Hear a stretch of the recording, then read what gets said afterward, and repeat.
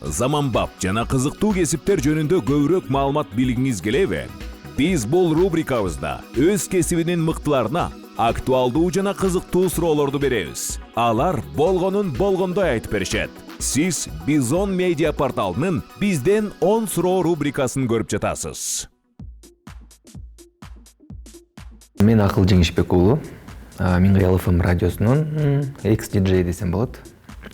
Акыркы өмүрүмдүн 10 жылын ушул радиого арнаган экенмин. Баягы эс тартып, жаңы окуу жайга окуп жаткандан кийин келсем, өмүрүмдүн бир топ убактысын ушул жерде, кызыктуу учурларын ушул жерде өткөрдүм. Буга чейин бала кезде баягы акыл калчап, баягы кичине өзүңдүн ой топтогоң калыбына келип жаткан учурда башкалар деп болуп, мен да ушу радиодо иштеп көрсөм мага абдан кызык болгон. Ал жердин иштөө тартиби, кантип эле өзү менен өзү отуруп алып сүйлөшө берет, кантип сүйлөшүш керек, эмне кылып сүйлөшүш керек, ошону улам эле келип отуруп, кастинг болгону угуп келип калгам. Ошо бир топ адамдардын арасынан тандалып отуруп, акыры диджей болуп анан иштеп калдым. Анткени өзүнүн сүйлөгөнүн өзү угуп туруш керек да, контроль. Ошол себептен башкаларга жеткиликтүү болуш үчүн, эгерде өзүң менен өзүң сүйлөшүп отургандай болбош үчүн наушник кийип алсаң сага ыңгайлуураак болот. Диджейлердин атайын окутуу деле өзүнүн жогорку окуу жайлары жок. Журналисттер, экономисттер, медиктер, кыскасы көп тармактын арасынан тандалып отуруп, эгерде сүйлөөгө кызыксаң, андан ары өзүңдүн ошол ой толгооңду билдире алсаң, үнүң кооз болсо эле диджей болуп болушуң керек. Анан сөзсүз түрдө коом таануу же болбосо кичине дүйнө таанымы кеңирээк болсо болот. Кыска убакытка гана алардын андан аркы карьерасы продюсер же болбосо андан ары башка тармактан өнүктүрсөң болот, а бирок именно диджей болуп, андан ары чоң диджей деп айтылбайт да. Бул жаштардын талабы, ошол эле учурда угармандардын сүйүп уккан радиосу болгондуктан дайыма жаңылануу, жаңы нерсе болуп туруш керек да. Ошол себептен андан ары кыска болот, кыска убакытка деп айтылам.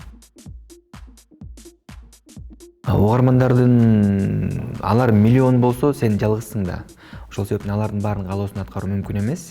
Мисалы, бир угарман башка табиттегирди жакшы көрсө, бир угарман такыр башка нерсени сурап туруп алышы мүмкүн. Андай учурда эми бул закон ченемдүү көрүнүш деп айтат элем. Программанын түзүлүшүнө жараша болот бул нерсе дагы. Эгерде маек болсо, жаныңдагы адам колдоп коштоп турса, ошол эле учурда сени түшүнгөн, сени баягы жарым сөзүңөн же болбосо сен сүйлөп аткан сөздү улантып келе турган адам болсо, анда өтө ыңгайлуу, өтө жеңил болот. Эгерде сен бээни, башкалар төөнү же жыгачты сүйлөп аткан болсо, экөө бири-бирине айкалыш келбей калат. Ошол себептен бир аз оорураак болуп калат да. Ошол себептен сени түшүнгөн адам менен эфир алып барсаң, ыңгайлуураак, кооз, анан сонун болот. Мындай учурда алып баруучудан көп нерсе көзү каранды. Эгерде ал адамдын жан дүйнөсүн түшүнүп, ошол эле учурда анын айта турган нерсесин сен дагы сезип турган болсоң, аны алып кетүү оңоюраакка сезилет. Ошол себептен алып баруучудан көп нерсе көзү каранды. Кааласаң, адам баласы кааласа таштан суу чыгарып такырга гүл өстүрөт да. Ошол себептен алып баруучулардан көп нерсе көзү каранды деп айтмакмын. Андай учур ар бир диджейдин башынан өтөт болуш керек. Мен ошо жаңы радиого келип иштеп баштаганда менде бир жолу мына ушундай учур катталган. Сөзсүз түрдө баягы внимательный болуш керек. Анткени диджейлердин көбү өзү пультта отурат, өзү сүйлөйт, өзү угармандарды кабыл алат, коноктор менен маектешет, көп жумушту аткарат. Ошол себептен внимательный болсоң, мындай нерсе болбойт деле болуш керек. Башында баягы жаңы үйрөнүп жатканда андай нерсе менде болгон бир жолу. Жетекчиликтен бир жолу катуу тил уккандан кийин же болбосо айыппул салынгандан кийин өзүң эле внимательный болуп каласың. Калп айткан учур деле болгон эмес, бирок калп айткан дегендин дагы ар кандай түрү бар да. Мен айтат элем, баягы уктап калып жолдор пробка экен деп. калп айткан учурум болгон.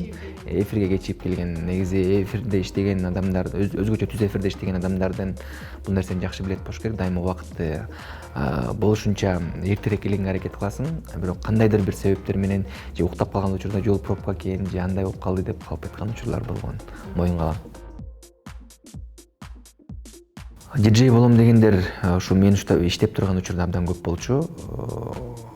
Ошол учурда диджей болом дегендер үчүн атайын мектептер дагы ачылган, азыр деле окутуп атышат.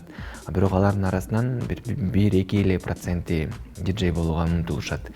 Башында бардык нерсе оңой көрүнөт, бирок иштей келгенде бардыгы орда. Ар бир жумуштун өзүнүн өзгөчөлүгү, оорчулугу, кыйынчылыгы болот деген сыяктуу. Берер кеңешим болгону дүйнө таанымды кеңейтип, көбүрөөк кыргызча китептерди көбүрөөк окуп, сүйлөө, баягы эки сөздүн башын бириктирип сүйлөгөн адам диджей болсо керек. Ошону андан ары улантып кеткендики гана да. Эгерде каалоо күч болсо, демек сиздин кыялыңызды орнотууга мүмкүнчүлүк болот, сөзсүз түрдө. Жакшылап аракет кылып, анан жашооңузда ошол каалаган нерсени аткарып алууга сиздин көзүңүз жетсе, анда багыт алыш керек сөзсүз түрдө. Болгон эле ушул талаптар. Заманбап жана кызыктуу кесиптер жөнүндө көбүрөөк маалымат билгиңиз келеби? Биз бул рубрикабызда өз кесибинин мыктыларына актуалдуу жана кызыктуу суроолорду беребиз. Алар болгонун болгондой айтып беришет. Сиз Бизон медиа порталынын бизден 10 суроо рубрикасын көрүп жатасыз.